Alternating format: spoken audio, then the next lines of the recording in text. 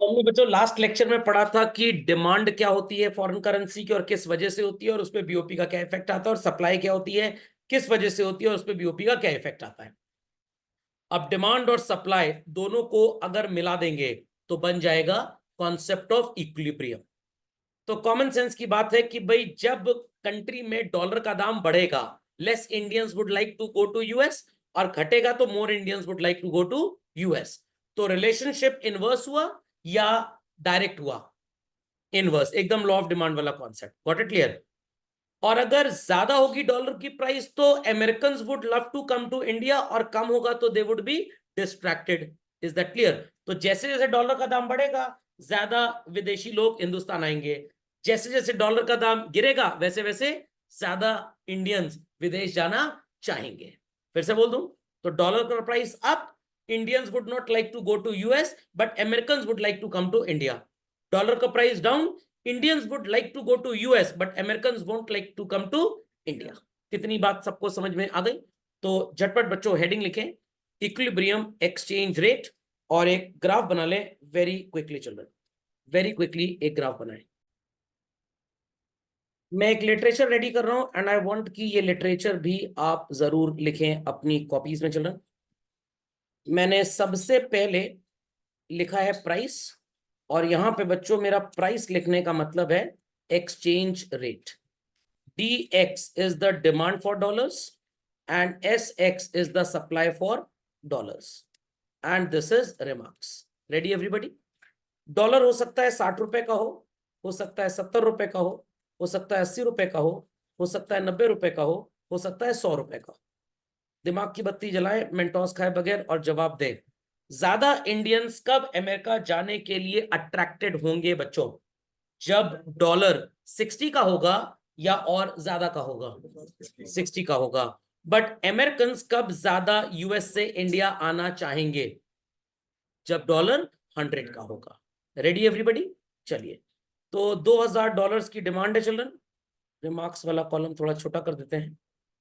चलिए, और सप्लाई है, या पहले डिमांड लिख लेते हैं। देर आफ्टर हमारी सो कॉल्ड डिमांड हो गई $1800 की, यहाँ पे हो गई चिल्ड्रन $1600 की, यहाँ पे हो गई $1400, और यहाँ पे $1200। आ गया बच्चों लॉ ऑफ डिमांड। सस्ता डॉलर ज्यादा डिमांड, महंगा dollar come demand. Is that understood well children? Is that understood well? भाई सब लोगों को बात सुनाई पड़ गई, समझ में आ गई?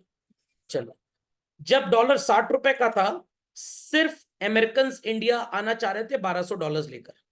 70 का हो गया तो they want to come to India with $1400। So called 90 का हो गया, they want to come to India with $1800। और 100 का हो गया तो they want to come to India with $2000। और 80 का था तो they want to come to India with how many dollars? 1600। तो पहले थ्योरी को चिल्ड्रन हम ऊपर से पढ़ेंगे और 80 रुपीज तक आएंगे, फिर नीचे से पढ़ेंगे और 80 रुपीज तक जाएंगे। Is that clear? तो जब 60 रुपए का डॉलर है और इंडिया में $2000 की डिमांड है, बट अमेरिका से सप्लाई कितने की आ रही है? 1200 की। तो इट्स अ शॉर्टेज और surplus children, it's a shortage. चलिए, खोपड़े में बात गई चिल्ड्रन, खोपड़े में बात गई, पक्का? चलिए, जब बाजार में शॉर्टेज होगी तो डॉलर का दाम बच्चों लाइक एनी अदर कमोडिटी बढ़ जाएगा कि घट जाएगा? बढ़ जाएगा। और डॉलर का दाम हमारे एग्जाम्पल में बच्चों बढ़ के अगेन कितना हो गया? 70 रुपए में कुछ हिंदुस्तानी भाई बहन तो अफोर्ड नहीं कर पाएंगे, तो वो एयरपोर्ट जाने से पहले ही रास्ते से ही वापस लौट आएंगे। बट ज्यादा अमेरिकन इस समय इंडिया आना चाह रहे होंगे क्योंकि उनको 60 से ज्यादा पैसे का कन्वर्जन इंडिया में मिल जाएगा। खोपड़े में बात गई। अभी स्टिल शॉर्टेज है मार्केट में चल रहे हैं, तो डॉलर का दाम बढ़ेगा कि घटेगा? बढ़ेगा। और बढ़ के कितना हो गया? 80। कुछ इंडियंस तो सवेरे नहाए ही नहीं, आज कह रहे हैं डॉलर का दाम बढ़ गया, अब यूएस जाने का प्रोग्राम कैंसिल। अब नहाने से क्या फायदा, दिन भर घर ही में तो रहना है, कौन गंदे हुए जा रहे हैं, कौन किसी के बगल में एयरप्लेन में बैठना है। और अभी भी अमेरिकन ज्यादा इंडिया आना चाह रहे हैं क्योंकि उनको ज्यादा पैसे का कन्वर्जन इंडिया में मिलेगा। तो सेम हो गया डॉलर का डिमांड और सप्लाई चिल्ड्रन, या it is different? Same. This position is called as what? Equilibrium. खोपड़े में बात गई चिल्ड्रन। अब थ्योरी को नीचे से पढ़ना स्टार्ट करेंगे। क्योंकि ऐसा नहीं होगा कि 80 के इक्विलिब्रियम के बाद ये 90 हो जाए, ये बेवकूफी है।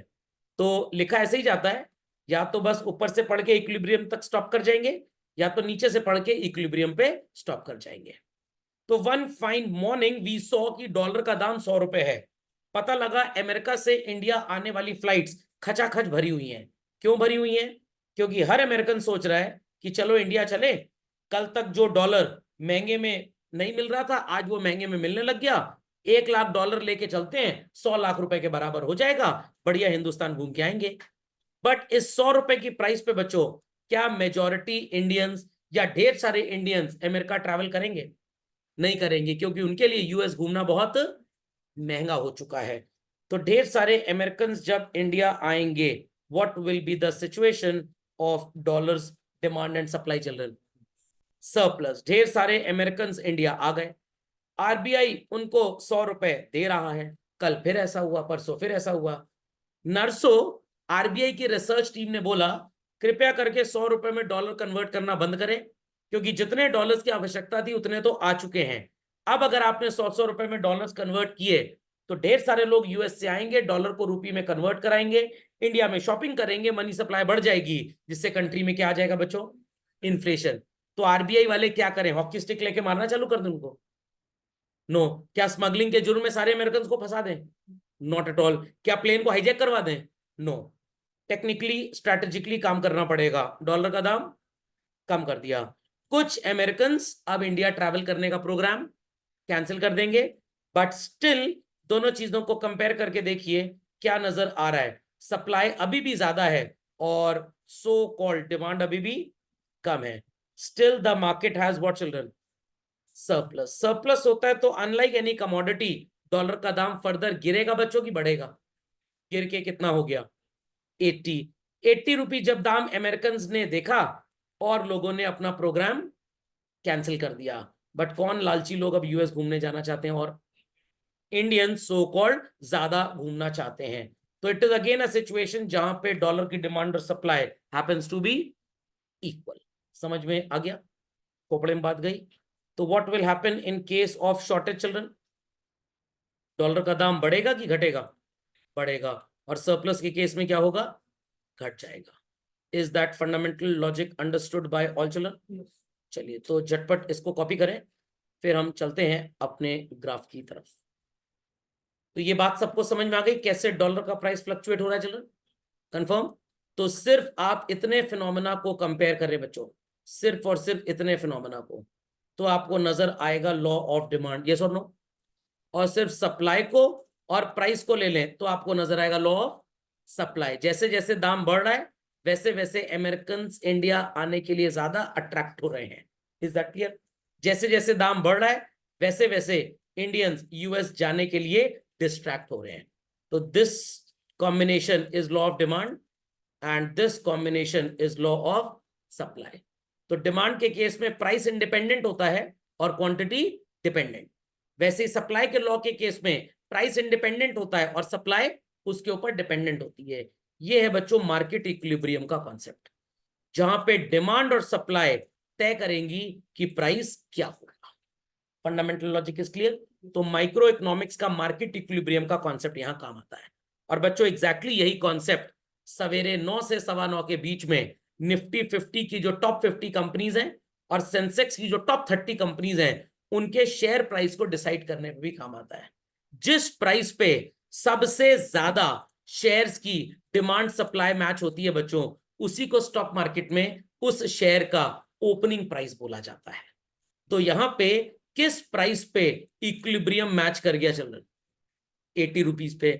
मान लीजिए कि 82 रुपीज पे 1500 रिलायंस के शेयर्स की डिमांड थी और 1500 ही बेचने वालों की गरज थी, सप्लाई थी। तो हम सो कॉल्ड तब भी उसको इक्विलिब्रियम ना मानते। किसको इक्विलिब्रियम मानते? इसको। वाई? क्योंकि यहां क्वांटिटी ज्यादा है। तो 9 से 9:15 के बीच में जब हमारा स्टॉक मार्केट ओपन होता है चिल्ड्रन, तो फर्स्ट 15 मिनट्स जो टॉप 50 कंपनीज निफ्टी की है और टॉप 30 कंपनीज जो सेंसेक्स की है, सिर्फ उन्हीं की बाइंग सेलिंग अलाउड है और किसी की बाइंग सेलिंग अलाउड नहीं है। समझ गए सर? सवेरे जब भगवान की पूजा होती है तो जिन्होंने टोकन खरीदा होता है आरती में बैठने का, सिर्फ आरती में वही बैठते हैं और कोई नहीं बैठ सकता। खोपड़े में बात गई कि नहीं गई? तो उस समय ढेर सारे लोग पर्टिकुलर कंपनीज के शेयर को खरीदने की बोली लगाते हैं और ढेर सारे लोग बेचने की। तो मान लीजिए भाई निफ्टी की टॉप 50 कंपनीज हैं, रिलायंस की खरीदने की बोली बेचने की बोली अलग अलग लगाई जा रही है, अलग अलग लोगों का अलग अलग रेट है। तो जिस प्राइस पे जिस प्राइस पे सबसे ज्यादा क्वांटिटी सेटल होगी चिल्ड्रन, उसी प्राइस को क्या बोलेंगे आप? ओपनिंग प्राइस, जिसको हम इकोनॉमिक्स में इक्विलिब्रियम बोलते हैं। समझ गए इस बात को कि नहीं समझे? पक्का? कंफर्म? चलिए लिख दिया सबने इसको? चिल्ड्रन लिख दिया? चलिए तो लेट्स कंटिन्यू फर्दर। इसका फॉन्ट साइज थोड़ा छोटा कर दूं ताकि हमको लिखने को और भी चीजें मिल जाए। हाँ बच्चों, डन एवरीबॉडी? कोई डाउट तो नहीं किसी को? पक्का? चलिए लेट्स कंटिन्यू फर्दर चिल्ड्रन। तो D D is the demand slope, S S is the supply curve children. जिस पॉइंट पे ये दोनों आके जब वी मेट हो गए, क्या बन गया? इक्विलिब्रियम। तो जब वी मेट मूवी आपने देखी होगी, स्टारिंग शाहिद कपूर एंड करीना कपूर जी। अगर यूएस में बनती तो उस मूवी का नाम क्या होता पता है? इक्विलिब्रियम। ओके, तो ये जब वी मेट हो गया इनका। खोपड़े में बात गई चलन? बना लिए झटपट फास्ट, वेरी क्विकली। चलिए तो बच्चों हम ऑलरेडी पहले इस बात को पढ़ चुके हैं कि अगर किसी पर्टिकुलर रीजन से एक्सचेंज रेट बढ़ जाता है, मान लीजिए मेरे एग्जाम्पल में एक्सचेंज रेट यहाँ पे जो आपको नजर आ रहा है, इट इज ₹60। समझ में आ गया? या एग्जाम्पल में कितना लिखा था हमने बच्चों? 80। और मान लीजिए किसी वजह से ये 84 हो जाता है, तो यहाँ पे ज्यादा से ज्यादा अमेरिकन इंडिया आना चाहेंगे, पॉइंट जे, बट कम से कम इंडियंस अमेरिका जाना चाहेंगे। यस और नो? यस और नो? तो कुछ दिन के लिए तो 84 होगा। जब पता लगेगा कि अमेरिकन ढेर सारे इंडिया आ रहे हैं, तो आरबीआई को लगेगा मनी सप्लाई बढ़ रही है, तो वापस से ये इस बढ़े हुए एक्सचेंज रेट को क्या कर देंगे बच्चों? What they will do children? ये इस एक्सचेंज रेट को कम कर देंगे और 84 रुपी का एक्सचेंज रेट वापस से घट के क्या हो जाएगा? 80। घट के ये जब 80 हो रहा था तो ये इतना नीचे चला गया, इतना नीचे चला गया। आ टाइम केम चिल्ड्रन जब ये गिरकर 72 रुपीज तक हो गया, एट ₹72। क्योंकि एक्सचेंज रेट बहुत गिर चुका है, बहुत सस्ते हो गए डॉलर्स, तो ढेर सारे इंडियंस जाना चाह रहे हैं यूएस। और अब क्या यूएस से बहुत ढेर सारे लोग इंडिया आएंगे? नो। तो यहाँ डिमांड ज्यादा है बट सप्लाई कम। और ऊपर क्या हो रहा था? सप्लाई ज्यादा थी बट डिमांड कम। तो ढेर सारे अमेरिकन जब इंडिया से यूएस जाना चाहेंगे, कुछ लोगों को तो 72 पे डॉलर मिलेगा। अब आरबीआई लोगों को रोकने के लिए क्या करेगा बच्चों? डॉलर का दाम बढ़ा देगा और वापस 72 रुपी से एक्सचेंज रेट बढ़ के कितना हो जाएगा? 80। तो for a very short duration of time ये 72 होगा, बट जैसे ही लोगों की डिमांड बढ़ेगी आरबीआई डॉलर प्राइस को पुशअप कर देगा। For a very short period ये 84 रहेगा, बट जब ढेर सारे लोग इंडिया आएंगे, मनी सप्लाई बढ़ने का खतरा होगा, तो आरबीआई रेट को वापस कम कर देगा ताकि लोग डिस्ट्रैक्ट हो और इंडिया विजिट ना करें। समझ में आ गया? और इसी को आप बोलते हैं forces of demand and supply. खोपड़े में बात गई? चलिए मार्क कर लीजिए इसको भी। Yes sir. So children, a question है, visits to foreign countries for sightseeing etc. by people of India is on the rise. What will be its likely impact on foreign exchange rate? Question समझ में आया?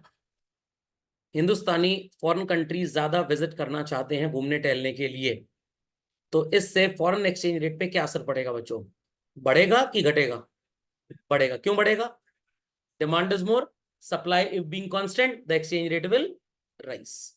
तो समझ में आ गया सबको ये क्वेश्चन? चलो चलिए बस क्वेश्चन लिख लीजिए, आंसर तो सबको आता ही आता है। तो एग्जाम में आपको ऐसा ही क्वेश्चन पूछा जाएगा और आपसे पूछा जाएगा what will be it's likely impact on foreign exchange rate and how explain the phenomena with the help of a diagram. तो आपको डायग्राम बनाना पड़ेगा किसका? Fluctuation in rate of exchange, last lecture में पढ़ाया था आपको, उसमें मैंने डिमांड वाला कॉन्सेप्ट पढ़ाया था। तो आप डिमांड और सप्लाई का ग्राफ बनाएंगे और उसके बाद आप उस ग्राफ में डिमांड का इंक्रीज शो कर देंगे। देख लीजिए कैसे ये काम करना है,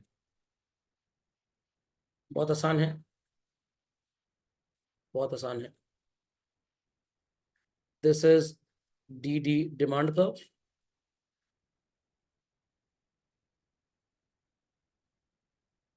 and this is S S supply curve, और ये आ गया जब वी मेट।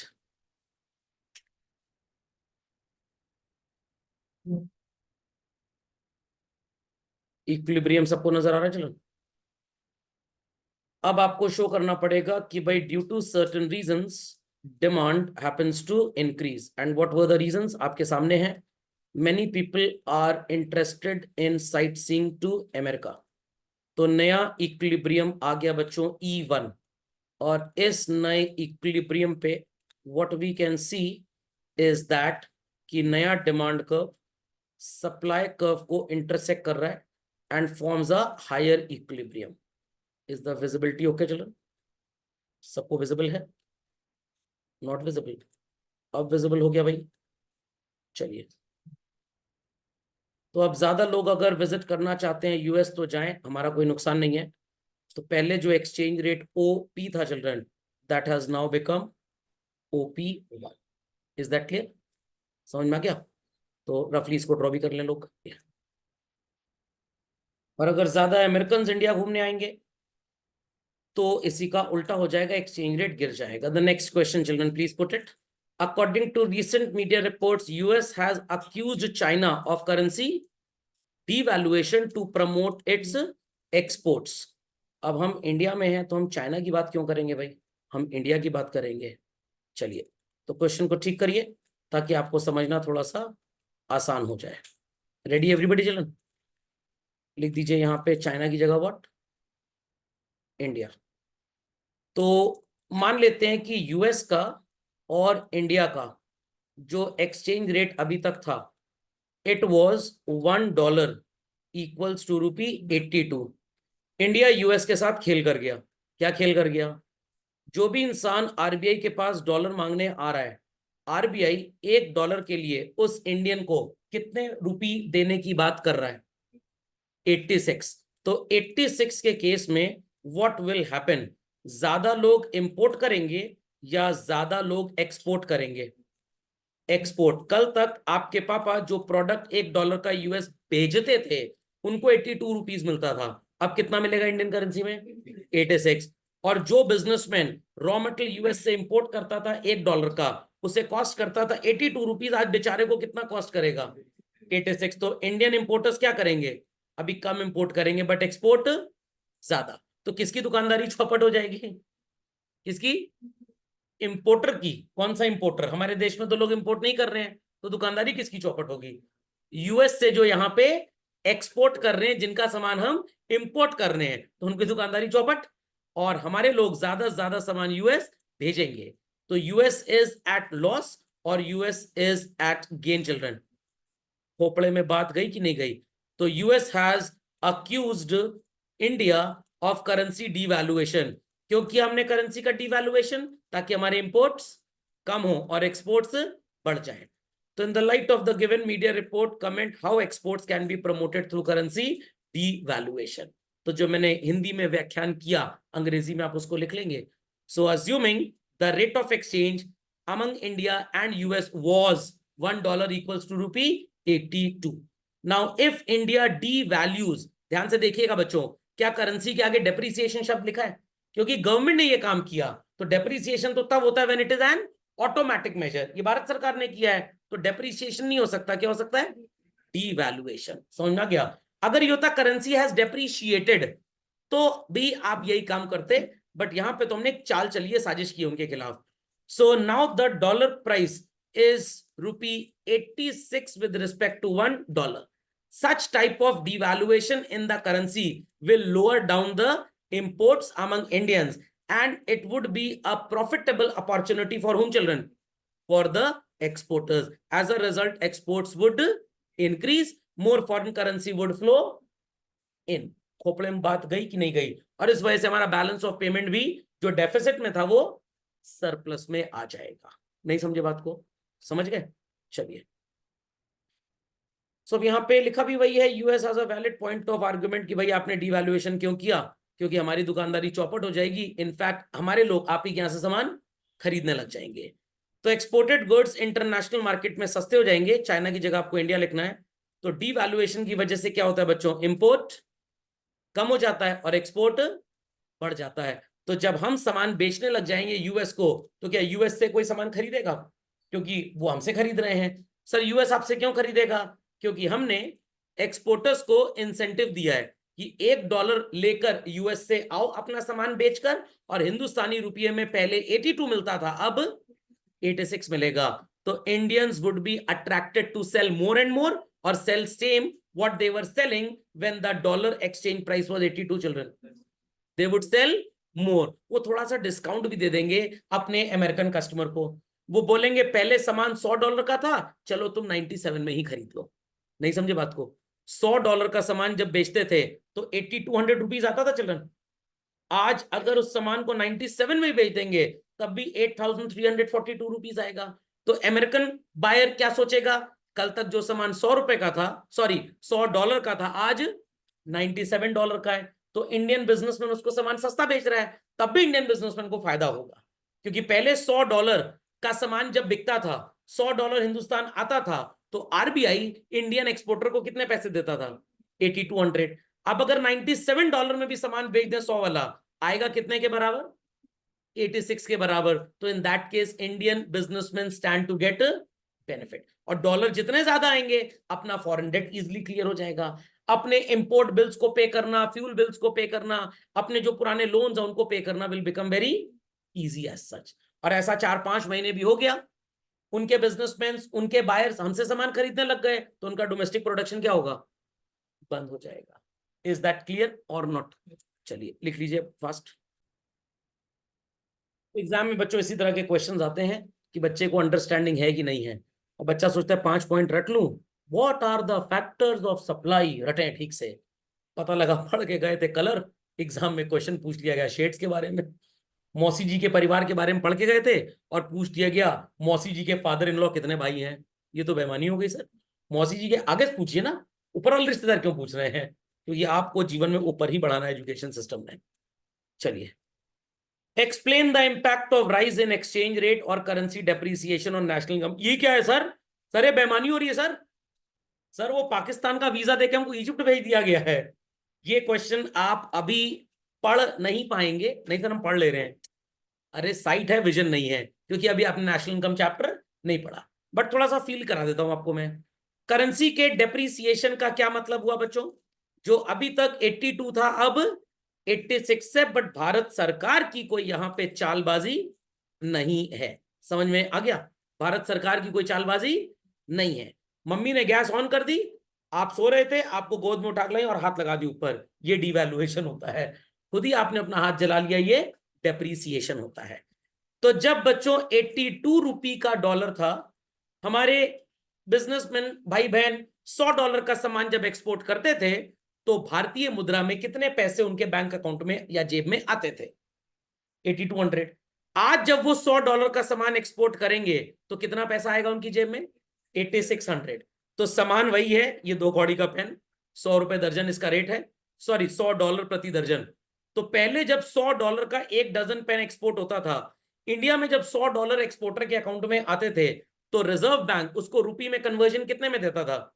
8200। आज उसको रुपये में कन्वर्जन कितने मिलेगा? 8600 में। Is that clear? तो सिर्फ करेंसी का डिवैल्यूएशन डेप्रिसिएशन होने की वजह से उसकी जेब में आने वाले पैसे बच्चों थोड़े से बढ़ गए। प्रोडक्शन कॉस्ट वॉस्ट सब सेम है, तो उसकी कमाई बढ़ेगी या घटेगी? बढ़ेगी। उसकी कमाई बढ़ेगी, उस जैसे एक्सपोर्टर भाई बहनों की कमाई बढ़ेगी, तो देश की कमाई भी बढ़ेगी। तो नेशनल इनकम बढ़ेगी बच्चों या घटेगी? बढ़ेगी। Is that fundamental logic clear? समझ में आ गया? अब थोड़ा सा और मैक्रोबाजी कर लें इसमें। सर मैक्रोबाजी का मतलब क्या होता है? मतलब और मैक्रो इकोनॉमिक सोच लीजिए। जब आप ये देख रहे हैं कि 82 रुपए का डॉलर 86 से कन्वर्ट हो रहा है, और आप कुछ ऐसी चीजें बेचते हैं जो इंडिया में भी नीडेड हैं, आपके मुंह खून लग चुका है। अब आप इंडिया में उसको बेचने में इंटरेस्टेड नहीं होंगे, आप क्या करेंगे? ज्यादा से ज्यादा स्टॉक एक्सपोर्ट कर देंगे, तो इंडिया में उन चीजों की थोड़ी सी शॉर्टेज हो जाएगी। जब हिंदुस्तान में बच्चों शॉर्टेज हो जाएगी तो व्हाट विल हैपन? प्राइस बढ़ेगा, और प्राइस बढ़ने के सिचुएशन को क्या बोलते हैं? इन्फ्लेशन बोलते हैं। तो या तो आप मत भेजिए ज्यादा सामान बाहर, अब यहां पे जब शॉर्टेज हो जाएगी तो हम दूसरी कंट्री से फिर इंपोर्ट करके लाएंगे। Is that clear? और इंपोर्ट भी हमको महंगा पड़ेगा, क्योंकि जो 82 रुपये का डॉलर था वो कितने का है? तो एक तो इन्फ्लेशन की वजह से दाम बढ़ गया उसका, और करेंसी डेप्रिसिएशन की वजह से इंपोर्ट भी भयंकर हो गया। तो देश एकदम ध्वस्त होने की कगार पे आ जाएगा। तो शॉर्ट टर्म में ये सब बातें अच्छी हैं, बट बहुत लॉन्ग टर्म अगर ये प्रोलॉन्ग कर गया तो कंट्री निपट जाती है। समझ में आ गई बात? तो डेप्रिसिएशन की वजह से नेशनल इनकम पे क्या इफेक्ट पड़ेगा बच्चों? इट विल राइज और it will fall? It will rise. समझ में आ गई ये बात आपको? पक्का? चलिए, so let's have some content from the text that I have given you children. People are requested to please open the text that I have given. आपको मैंने इंटरनेशनल ट्रेड का एक टेक्स्ट भी दिया है, जरा उसको बच्चों झटपट ओपन कर लें लोग, वेरी क्विकली. चलिए, थोड़ा सा एक पैचअप कर लें उन चीजों का बच्चों जो मैंने आपको पढ़ाया है, ताकि कुछ एक्स्ट्रा ज्ञान आपके अंदर चला जाए. बैलेंस ऑफ पेमेंट का मतलब सबको समझ में आ गया चलन? रोजमर्रा के ट्रांजैक्शंस को करंट अकाउंट में और कभी कभी वालों कहाँ रिकॉर्ड करते हैं? कैपिटल अकाउंट में. Got it clear? जो ट्रेड की वजह से इंपोर्ट एक्सपोर्ट का डिफरेंस होगा आप उसे बोलेंगे बैलेंस ऑफ ट्रेड. और पूरा करंट अकाउंट में अगर आपके एक्सपोर्ट से आने वाला पैसा ज्यादा है और इंपोर्ट से जाने वाला कम है तो it is surplus called as positive. Import से जाने वाला पैसा ज्यादा और एक्सपोर्ट से आने वाला कम, it is deficit. It is deficit. M का मतलब इंपोर्ट है बच्चों और एक्स का मतलब एक्सपोर्ट है. प्रैक्टिकली कभी भी ऐसा नहीं होगा कि इंपोर्ट एक्सपोर्ट करंट अकाउंट में बराबर हो जाए, तो बैलेंस की पोजीशन कभी आएगी नहीं. Is that understood? ये सब चीजें आप पढ़ चुके हैं तो बताने की कोई जरूरत नहीं है. सिर्फ गुड्स का इंपोर्ट एक्सपोर्ट कंपेयर करेंगे तो it is called as what? Balance of trade. Is that clear? अगर आने वाले पैसे ज्यादा और जाने वाले पैसे कम, इट्स अ ट्रेड डेफिसिट. आने वाले पैसे ज्यादा, जाने वाले पैसे कम, डेफिसिट हो जाएगा, सरप्लस होगा. आने वाला पैसा कम है, जाने वाला ज्यादा है, तो इट इज डेफिसिट. मतलब imports are more and exports are less. और सरप्लस कब होगा? जब exports are more and imports are less. दोनों प्रैक्टिकली कभी बराबर हो ही नहीं सकता, सिर्फ क्लासरूम के अंदर ही बराबर होता है बस. देयर आफ्टर इनविजिबल में सर्विसेज यूनिलेटरल ट्रांसफर्स दोनों आते हैं. इनके एक्सपोर्ट्स ज्यादा इंपोर्ट्स कम, तो क्या हो जाएगा बच्चों यहां पे भी? सरप्लस. इंपोर्ट ज्यादा एक्सपोर्ट कम, तो क्या हो जाएगा? डेफिसिट. और ट्रेड और सो कॉल्ड इनविजिबल्स सबको जोड़ लेंगे तो बैलेंस किसका पता लगेगा हमें? किसी का भी नहीं, करंट अकाउंट का. तो ये बात सबको समझ में आ गई? कैपिटल अकाउंट में कभी कभी वाले ट्रांजैक्शंस आते हैं, तो ये सब चीजें मैं आपको पढ़ा चुका हूं काफी डिटेल में, तो इनको फिर से पढ़ने की जरूरत नहीं है चिल्ड्रन. फाइनली आपके कैपिटल अकाउंट में जब भी आपको नजर आएगा कि भाई पैसे आए ज्यादा हैं और गए कम हैं, तो you will again have what children? Surplus. आए कम पैसे हैं, गए ज्यादा पैसे हैं, you will have what? Deficit. Is that clear? समझ में आ गया? कैपिटल और करंट अकाउंट के आइटम्स को मिला देंगे तो क्या आ जाएगा बच्चों? Balance of payment. तो current account could be in surplus और deficit, capital account could be in surplus और डेफिसिट. उसके बाद आपका जो भी आंसर आएगा वो रिफ्लेक्ट करेगा या तो आपके पास टोटल इनफ्लो ज्यादा हुआ था और आउटफ्लो कम. इन आइटम्स को एक नाम दिया गया था, अगर लोगों को याद हो तो चिल्ड्रन, क्या बोलते थे? अकोमोडेटिंग. तो अगर करंट अकाउंट और कैपिटल अकाउंट का दोनों का इनफ्लो ज्यादा और आउटफ्लो कम, तो जो भी पैसा बचेगा either you will lend it to somebody या आप कोई फॉरेन कंट्री में एसेट वगैरह खरीद लोगे. और अगर आपके पास गए ज्यादा पैसे और आए कम, तो वो डेट कैसे क्लियर करोगे? या तो बोरो करोगे या तो अपनी कोई एसेट बेच दोगे. उसको करने के बाद फाइनल आंसर दोनों साइड पे मैच हो जाएगा. तो करंट अकाउंट के सारे आइटम्स और कैपिटल अकाउंट के लास्ट वाले छोड़ के क्या बोले जाते थे बच्चों? ऑटोनोमस. और जो फाइनल बैलेंस को इक्वेट करने के लिए आप वैल्यू ठूसते हैं, it is accommodating. Got it? तो जनरली लोगों को लगता है कि deficit is bad children, but ऐसा नहीं है. Deficit is always good. कैसे गुड सर? अगर आपने ज्यादा आईफोन्स खरीदे, ज्यादा सो कॉल्ड इमिटेशन इफेक्ट की वजह से कपड़े वगैरह खरीदे जिसकी शायद आपको जरूरत नहीं थी, तब अगर आपका बैलेंस ऑफ पेमेंट डेफिसिट में जा रहा है तो इट्स बैड. बट अगर आपने एग्रीकल्चरल इक्विपमेंट खरीदा, आपने इंडस्ट्रियल मशीन्स खरीदी जिससे कंट्री में प्रोडक्शन होगा, इतनी ज्यादा इंपोर्ट आपने कर लिया कि आपके पास इतना एक्सपोर्ट है ही नहीं, तो your balance of payment is what children? In deficit. But ये डेफिसिट अच्छा है, आई रिपीट, ये डेफिसिट अच्छा है, क्योंकि उन मशीन से आप गुड्स एंड सर्विसेज प्रोड्यूस करेंगे और मार्केट में बेचेंगे। तो शॉर्ट टाइम डेफिसिट जरूर लग रहा है, बट लॉन्ग टाइम में वही डेफिसिट आपको पैसा कमा के देके जाएगा। समझ में आ गया? तो अगर आपसे बोला जाए लोन लेना अच्छी बात है कि खराब बात, तो लोन लेकर कमाना है पैसा अगर तो अच्छी बात है। और लोन लेके अगर फॉरेन ट्रैवल करना है, कार खरीदनी है, शादी करनी है, तो लोन लेना अच्छी बात नहीं है। तो अपनी अकल लगानी है, दिखावे पे नहीं जाना है। समझ गए बच्चों? चलिए, तो ये सब चीजें तो आपने पढ़ी हुई हैं, इसमें कुछ करने की जरूरत नहीं है। ये है बच्चों नए जमाने का बैलेंस ऑफ पेमेंट, जो हॉरिजॉन्टल फॉर्म में नहीं होगा। किस फॉर्म में होगा? वर्टिकल फॉर्म में। पहले आपको एक्सपोर्ट और इंपोर्ट ऑफ गुड्स की बात करनी है। आपका आंसर आएगा जिसे आप क्या बोलेंगे? Trade balance. मेरा आंसर बच्चों नेगेटिव में आ रहा है कि पॉजिटिव में आ रहा है? नेगेटिव। तो it is unfavourable balance of trade, और I can say deficit balance of trade. खोपड़े में बात गई। Net invisibles, non factor services से कितना पैसा आया, कितनी इनकम आई गई। प्राइवेट ट्रांसफर और ऑफिशियल ट्रांसफर क्या है? ऑफिशियल मतलब which is for government and this is for the common public. ये सब पैसा आपका आया गया। यहां पे आप खुद कैलकुलेट कर लेंगे कि करंट अकाउंट का बैलेंस क्या है। प्लस में आ रहा है तो क्या बोलेंगे बच्चों? फेवरेबल। और अगर माइनस में आ रहा है तो क्या बोलेंगे? अनफेवरेबल। आ जाएगा समझ में?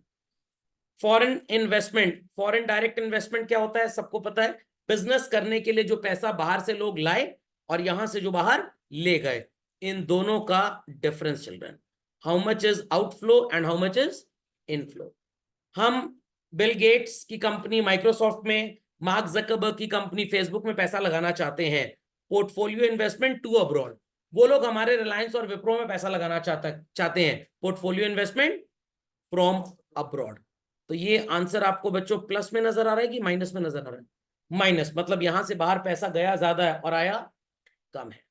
सर ये क्या एक्सटर्नल असिस्टेंस? वही जो भीख मांग के सब बराबर कर लेते हैं। चलिए, कमर्शियल बोरोइंग समझ में आ गया। Short term credit, banking capital. ये रूपी डेट सर्विस क्या है सर? रूपी debt service is basically the interest cost. What? Interest cost. समझ में आ गया? तो आजकल का हमारा जो बैलेंस ऑफ पेमेंट है बच्चों, वो इस तरह का बनता है। ऊपर करंट अकाउंट का सेगमेंट होगा, नीचे कैपिटल। जो हमने आपको पढ़ाया था अंडरस्टैंडिंग के लिए, that was in which format? Horizontal और वर्टिकल। वो हॉरिजॉन्टल, बट रियलिटी में वर्टिकल होता है। तो डोंट वरी, ऐसा कुछ बनाने को नहीं आएगा आपको। ऑटोनोमस अकोमोडेटिंग बताने की जरूरत नहीं है बच्चों। चलिए, is that understood well by all? Deficit and balance of payment सब लोग समझ गए हैं। करंट अकाउंट, कैपिटल अकाउंट, सबके पेमेंट एक्सेस थे और जो रिसिप्ट थी वो शॉर्ट थी। तो you will always have what children? Deficit. Industrial goods के लिए, एग्रीकल्चरल इंप्लीमेंट्स खरीदने के लिए अगर डेफिसिट हुआ है तो दाग अच्छे हैं। बट अगर आईफोन, महंगी गाड़ियां, महंगे कपड़े, इन सब चीजों की वजह से डेफिसिट हुआ है तो डेफिसिट अच्छा बिल्कुल भी नहीं है। समझ में आ गया?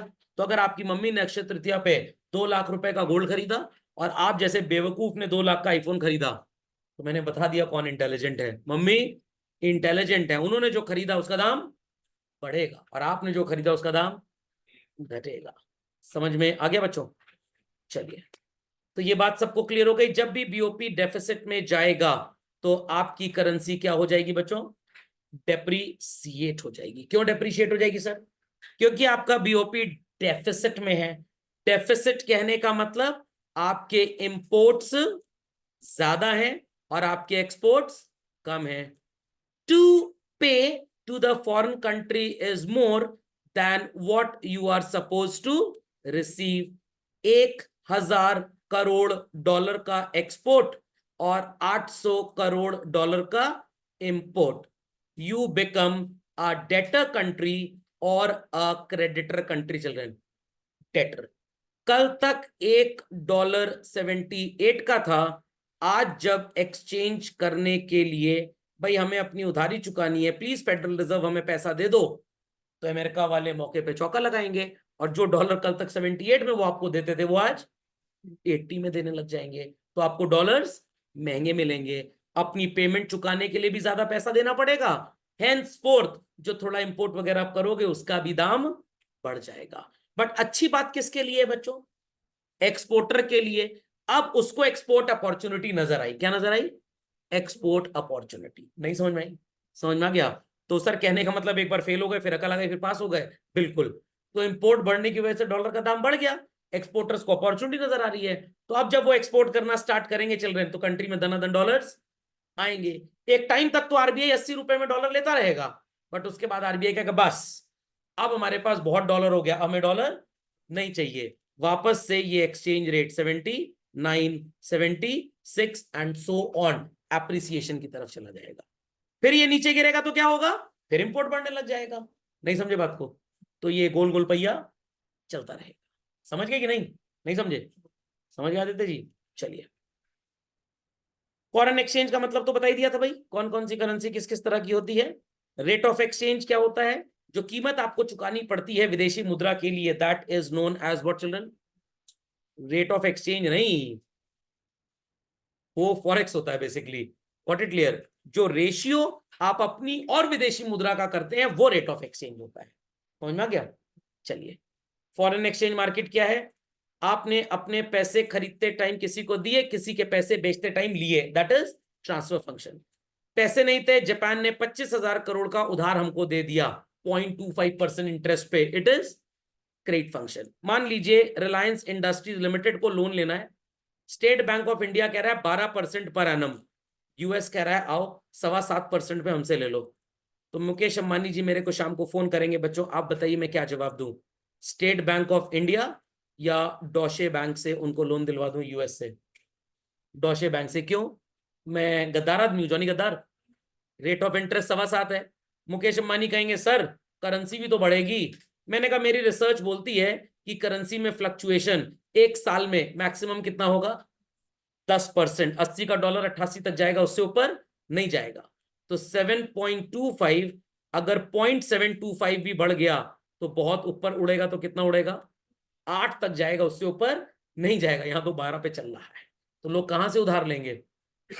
वहां से उधार लेंगे। समझे? सर वो बेवकूफ है जो हमको उधार देंगे? बिल्कुल देंगे। tradingeconomics.com वेबसाइट याद होगी। उनके देश में उतनी ग्रोथ ही नहीं है, पैसा तो है बट तरक्की नहीं है। आपके पापा के पास पैसे तो हैं, बट जो बिजनेस वो कर रहे हैं वो जा रहा है इस समय रिसेशन में। तो पापा कह रहे हैं चलो डाइवर्सिफिकेशन करते हैं। अभी तक पापा बिजनेस कर रहे थे लेटेस्ट से क्लोथिंग का, अब लग रहा है क्लोथिंग तो लोग ऑनलाइन खरीद रहे हैं, तो पापा ने अब ज्वेलरी का बिजनेस स्टार्ट कर दिया। Is that clear? तो उन देशों में एकदम स्लम चल रहा है, रिसेशन चल रहा है, हमारे देश में तरक्की ज्यादा है, तो वो सोच रहे हैं कि चलो हिंदुस्तान में पैसा लगा। नहीं समझे बात को? समझ गए? चलिए, हेजिंग का तो बहुत भव्य ज्ञान मैंने आपको दिया था, याद होगा आपको। चलिए, एक्सचेंज रेट सिस्टम, ये तो अभी हाल ही की 2 क्लासेस में पढ़ा है, इसलिए इसमें कुछ खास है नहीं। लिमिटेशन एंड ऑल मैंने आपको बता दिए थे बच्चों, क्योंकि एकदम रिजिड होता है, फिक्स होता है, बहुत ज्यादा बढ़ता घटता नहीं है, कोई भी इन्फ्लेशन डिफ्लेशन नहीं है, तो लोगों को बहुत ज्यादा चार्म अट्रैक्शन रहता नहीं है इसका। और ये सिस्टम बंद कब हो गया चलन? 1972 में, जब मेरी एज -8 ईयर्स थी। समझ में आ गया? आप लोग भी -25-26 साल रही होगी। Flexible is already told. चलिए, डिमांड क्यों होती है बता दिया। हिंदुस्तानी लोग इंपोर्ट करना चाहते हैं गुड्स, विदेश घूमना चाहते हैं, फॉरेनर्स इंडिया पैसा भेजना चाहते हैं, तो कौन सी मुद्रा में भेजेंगे? डॉलर। और इंडियंस विदेश अपने बूढ़े माता पिता को पैसा भेजना चाहते हैं, तो कौन सी मुद्रा में भेजेंगे? डॉलर्स। तो डॉलर की डिमांड बढ़ जाएगी। हिंदुस्तानी मल्टीनेशनल पैसा लेके विदेश जाना चाहते हैं, कौन सी करेंसी चाहिए? Foreign currency, dollar. लोन लिया था यूएस से, कौन सी करेंसी में रीपे करेंगे? डॉलर। तो क्या चाहिए हमको? डॉलर। मार्क जकरबर्ग की हालत खराब है, घर बिकने की कगार पे है, मेरे से लोन मांगने आया, मैंने कहा लो 50,000 रुपए ले जाओ। कह रहे हमारे यहाँ रुपया नहीं चलता, क्या चाहिए उसको? डॉलर। समझ में आ गया? तो relationship is what children? Inverse और स्लो, मतलब डायरेक्ट। इनवर्स, डॉलर महंगा होगा कम लोग खरीदेंगे, सस्ता होगा तो ज्यादा लोग खरीदेंगे। Got it? समझ में आ गया? चलिए, सप्लाई किस वजह से होती है? ढेर सारे अमेरिकन हमारे यहां से जूते चप्पल खरीदना चाहते हैं, ढेर सारे अमेरिकन सो कॉल्ड मेरा घर देखना चाहते हैं। समझ में आ गया? ढेर सारे आपके रिश्तेदार विदेश से हिंदुस्तान मेरे को टीचर्स डे पे कैश गिफ्ट भेजना चाहते हैं। मार्क जकरबर्ग यहाँ के सुलभ कॉम्प्लेक्स में पैसा लगाना चाहता है। मैंने उससे कहा जमादार कहां से लाओगे? कह रहे जो आपकी क्लास में बच्चे नहीं पढ़े उन्हीं को ले लेंगे। मैंने कहा चलो एम्प्लॉयमेंट बढ़ेगा कम से कम, बट वो लोग आएंगे तो कौन सी करेंसी लेके आएंगे? डॉलर्स। एनआरआईज यहां पे पैसा जमा कराना चाहते हैं तो कौन सी करेंसी लाएंगे? डॉलर लाएंगे। तो कौन सा रिलेशनशिप होगा बच्चों? डायरेक्ट। डॉलर का दाम बढ़ेगा, people will come in, dollar का दाम बढ़ेगा, पीपल विल गो आउट। हाँ, घटेगा तो पीपल विल गो आउट। चले आगे बच्चों। सॉफ्ट एंड हार्ड करेंसी, हर देश में चलने वाला पैसा है सॉफ्ट, स्वदेश में चलने वाला है सॉफ्ट। समझ में आ गया? नहीं समझ में आया? ये कंटेंट बहुत कम बुक्स में है, मेरे को बड़ा अच्छा लगता है इसको पढ़ाना, तो मैं इसको पढ़ा देता हूँ। Is that understood? तो कुछ मेरे फेवरेट टॉपिक्स हैं, जैसे आपको किसी ने अपने घर पे डिनर पे बुलाया, बट स्टार्टर्स में उन्होंने आपको चिक्की खिला दी, ये क्या है? अब हमको अच्छा लगता है इसलिए हमने खिला दिया। असलियत ये है कि फालतू था, बाहर फेंकने वाले सड़क पे कुत्ते खाएंगे, इसलिए मेहमान को खिला दो। चलिए, समझ में आ गया? Hard currency soft currency? नहीं समझे? हर देश में चलने वाला हार्ड करेंसी, स्वदेश में चलने वाला सॉफ्ट करेंसी। तो कुछ हार्ड करेंसीज दुनिया में है बच्चों। अमेरिकन डॉलर है, पाउंड स्टर्लिंग है, जापानीज येन है, यूरो है, रशिया का रूबल भी है, और चाइना का युआन भी है। कुछ टाइम में इंडिया का रुपी भी बन जाएगा व्हाट? Hard currency. समझ में आ गया? ये मत सोचिएगा सिक्का है तो हार्ड करेंसी और नोट है तो सॉफ्ट, ऐसा कुछ नहीं होता है। चलिए, मैनेज्ड फ्लोटिंग समझ में आ गया? किसी भी लेवल तक बढ़ सकता है, घट सकता है, बट बीच में हमने टंगड़ी मार दी, टंगड़ी कबाब खाए बगैर, इसके ऊपर नीचे नहीं जाने देंगे, तो इट इज मैनेज्ड या डर्टी फ्लोटिंग। ओके चलो, चलिए। तो ये एप्रिसिएशन डेप्रिसिएशन आपने पढ़ा है। डेप्रिसिएशन होगा तो इंपोर्टर दुखी होगा और एक्सपोर्टर खुश। अच्छा, वो स्माइली आ गया, व्हाट्सएप आ गया, नहीं तो खुश और दुख आप देख नहीं पाते। और अगर एप्रिसिएशन होगा चिल्ड्रन, सस्ता हो जाएगा डॉलर, तो इंपोर्टर के लिए अच्छी बात है और एक्सपोर्टर के लिए बुरी बात है। समझ में आ गई बात? एग्जाम में स्माइली बना के आइएगा, हो सकता है नंबर फेच कर ले। Done this. एक्सचेंज रेट कैसे डिटरमिन करना है ये आपको बता दिया है, स्पॉट और फ्यूचर ये भी बता दिया है बच्चों। ये सब चीजें बता दी हैं, तो इसमें कुछ खास है नहीं आपके लिए, बस एक बार रीडिंग कर लीजिएगा। एक टॉपिक है children titled as nominal rate of exchange and real rate of exchange. ये क्या होता है sir? NER refers to the value of domestic currency in reference to what children? Foreign currency. अगर $1 55 का है तो कितना रुपी चाहिए $1 को अक्वायर करने के लिए बच्चों? अरे आसान है, $1 55 का है तो कितना रुपी चाहिए $1 को अक्वायर करने के लिए? 55। अगर $1 60 का हो गया तो यू नीड मोर रुपीस, इसे क्या बोलेंगे आप? डेप्रीसिएशन। और अगर $1 50 का हो गया बच्चों तो इसे क्या बोलेंगे? एप्रिसिएशन। और अगर सरकार ने बीच में टंगड़ी मार दी तो depreciation becomes devaluation and appreciation becomes revaluation. इतना सुन चुके हैं, कान का कैंसर हो गया होगा। आगे सुनिए, रियल रेट ऑफ एक्सचेंज क्या होता है? NER को जब आप कांस्टेंट प्राइसेस पे कन्वर्ट करते हैं एडजस्टेड इन्फ्लेशन वैल्यू पे, तो उसको रियल रेट बोलते हैं। सच्चाई तो ये है, सिर के ऊपर से उड़ गया, किसी को समझ में नहीं आया? समझ में आ गया? अब ध्यान से सुनिएगा मेरी बात, बहुत आसान है। आज का जो रेट ऑफ एक्सचेंज है चिल्ड्रन, ये है नॉमिनल, ठीक है? आप किसी प्रीवियस रेट ऑफ एक्सचेंज से कंपेयर करेंगे तो आज या तो आप ज्यादा पैसा दे रहे हैं या तो कम। वो डिपेंड करेगा इंपोर्ट एक्सपोर्ट पे, कि अगर आज रेट ऑफ एक्सचेंज ₹80 है और 4 दिन बाद 88 हो जाता है, मतलब डेप्रीशिएट हो गया रुपया, तो हमारे इंपोर्ट्स बढ़े हुए हैं। और अगर आज रेट 80 और 2 महीने के बाद ये 60 हो गया, तो मतलब रुपी अप्रिशिएट हो गया, तो हमारे एक्सपोर्ट बढ़े हुए हैं। तो कंपेयर जब आप करेंगे, आलू 10 साल पहले ₹25 किलो था, ₹40 किलो है, तो ₹25 कांस्टेंट प्राइस और ₹40 आज की प्राइस, ₹15 मतलब 60% का इन्फ्लेशन है। नहीं समझे बात को? समझ में आ गया? तो ओल्ड प्राइस जिससे कंपेयर कर रहे हैं वो कांस्टेंट और आज की प्राइस इज नॉमिनल। समझ में आ गया? जब मैं आपको नेशनल इनकम पढ़ा दूंगा तो इस टॉपिक पे हम फिर लौट के आएंगे, क्योंकि इसका so called concept national income के अंदर पढ़ा हुआ है। समझ में आ गया? तो डॉलर 1980 में ₹10 का था, कितने का? ₹10 का। और आज डॉलर ₹80 का है, तो बोलेंगे ₹10 का $1 ये है रियल एक्सचेंज रेट, और ₹80 का $1 ये है nominal exchange rate. Is that clear? उल्टा भी कर सकते हैं आप इसको, अगर उसको नॉमिनल बोल लें तो आज वाला रियल, और उसको रियल बोलने तो आज वाला नॉमिनल।